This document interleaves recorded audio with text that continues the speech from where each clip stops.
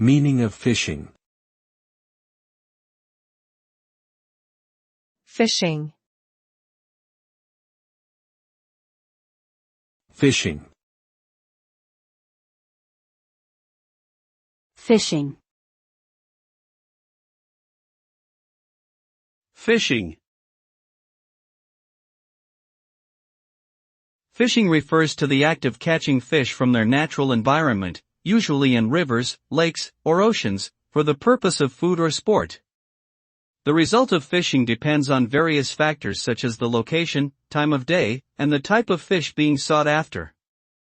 The objective of fishing is to catch fish, and the result can range from a successful catch of a large prized fish, to catching no fish at all.